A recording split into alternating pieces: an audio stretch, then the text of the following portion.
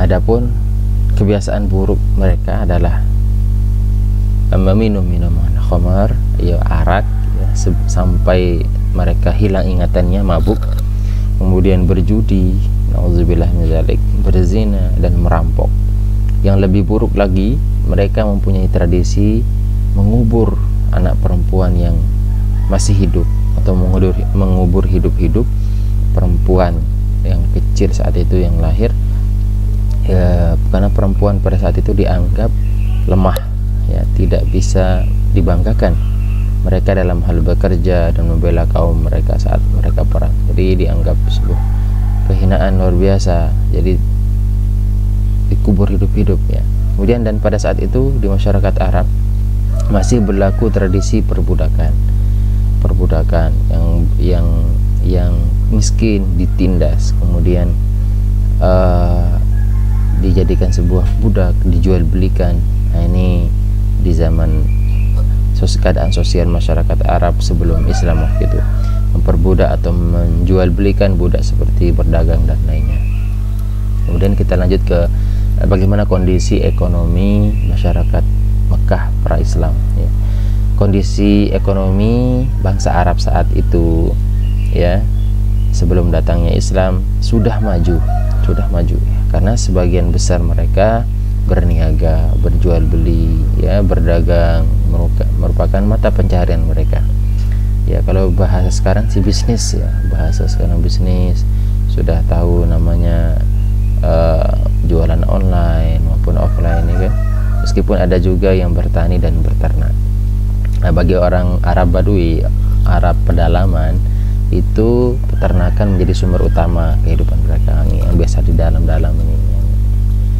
Kemudian maka mereka, bagi orang-orang Arab Badui ini, menjadi sumber utama kehidupan mereka itu beternak dan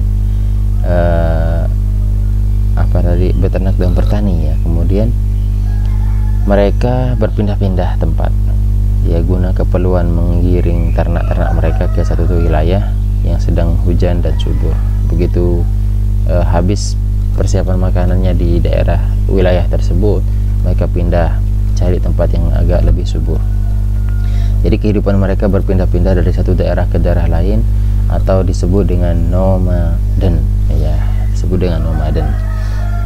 Dari hewan ternak mereka itu mereka bisa mengkonsumsi daging. Nah, ini yang menyebabkan badan mereka, tubuh mereka menjadi kekar, besar, ya. Kemudian minum susu segar serta membuat pakaian dari bulu domba. Nah, ini keadaan sosial ekonomi, keadaan ekonomi masyarakat tersebut. Sedangkan masyarakat perkotaan, nah, kalau orang kota, ya, sebagian menjadikan peternakan sebagai sumber kehidupan mereka, dan sebagian juga menggantungkan kehidupan mereka dari bertani. Jadi orang masyarakat Arab perkotaan itu juga bertani dan menggantungkan sebagian hidup mereka pada peternakan. Nah, bagi mereka yang menggantungkan hidupnya dari peternakan, ada yang menjadi penggembala ternak, ya, ada dia menggembala ternaknya sendiri, dan ada juga yang mengembalakan ternak orang lain. Kemudian seperti Nabi Muhammad Shallallahu Alaihi Wasallam ketika tinggal di suku Bani Sa'ad, itu beliau mengembala kambing, ya, mengembala kambing milik orang kaya. Jadi beliau bukan milik sendiri, beliau mengembalakan orang kaya. Begitu juga halnya juga Umar bin Khattab, Ibnu Mas'ud dan lain sebagainya, sahabat-sahabat lainnya.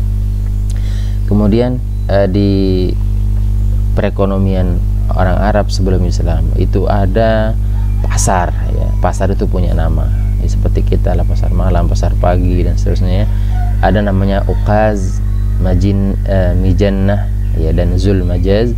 Itu merupakan pusat-pusat perdagangan mereka yang terkenal sejak lama, yang dimiliki oleh orang-orang Arab. Fungsi perdagangan ini menjadi transaksi perdagangan, ya, pusatnya, ya, tapi juga menjadi pusat pertemuan para sastrawan. Di samping jadi pasar, tempat pertemuan sastrawan pun terjadi di Uqaz, Majinah dan Zul Majaz itu, ya. Para penyair dan orator itu istilahnya sekarang itu, ya, tempat pertandingan lah, tempat sebuah event besar untuk mereka mengadu siapa yang paling bagus sastranya, siapa yang paling bagus kalimat Arabnya. Di sini mereka saling menguji kemampuan. Dari sini mereka dari sini kita bisa bayangkan Mekah tidak sekedar sebagai pusat perdagangan, tetapi menjadi pusat peradaban, ya, kekayaan bahasa, transaksi global, sehingga bahasa Arab, orang-orang Arab Quraisy menjadi bahasa yang paling banyak digunakan oleh masyarakat Arab, mudah diucapkan, paling enak didengar, serta kaya akan pembendaharaan katanya, banyak sinonimnya dan seterusnya. Sebagai alat transportasi untuk mobilitas ataupun memobilisasi barang perdagangan mereka menggunakan unta. Di kendaraannya itu menggunakan unta, transportasinya yang diandalkan. Jadi unta dianggap sebagai perahu padang pasir, ya, perahu padang pasir yang luar biasa kekuasaan unta atau kekuatan unta, ya. Jadi Allah Subhanahu wa taala sebut dalam surah Al-Ghasyiyah itu, afala yanzuruna ilal ibili kaifa khuliqat. Tidakkah kalian memperhatikan bagaimana Allah menciptakan unta? Ada apa dengan unta? Nanti kita akan bahas pada pertemuannya akan datang insyaallah. Yang terakhir yaitu kondisi politik masyarakat sebelum Islam. Bagaimana kondisi politiknya? Yaitu sebelum Islam datang, bangsa Arab dipengaruhi oleh 3 kekuatan politik, yaitu kekuatan Kekaisaran Byzantium, Kekaisaran Persia yang meluk agama Zoroaster, ya, Zoroaster, kemudian serta dinasti Himyar yang berkuasa di Arab sebagian selatan. Jadi ini 3 kekuasaan politik ini itu sudah terpengaruhi, ya. Artinya ini yang mempengaruhi masyarakat, politik masyarakat Islam, politik masyarakat sebelum Islam. Untuk pola dakwah Nabi mudah-mudahan nanti kita lanjutkan. Ini adalah pertemuan kedua kita, jadi mohon disimak, diperhatikan betul-betul, ya, baik dan benar materi awal, kedua ini, dan silahkan anak-anakku semua kerjakan tugas yang sudah Bapak dari awal sampaikan, itu menganalisis ataupun mengamati gambar. Dan jika memang bisa dirangkum silahkan. Mudah-mudahan ada manfaatnya. Hadanallahu wa iyyakum ajma'in.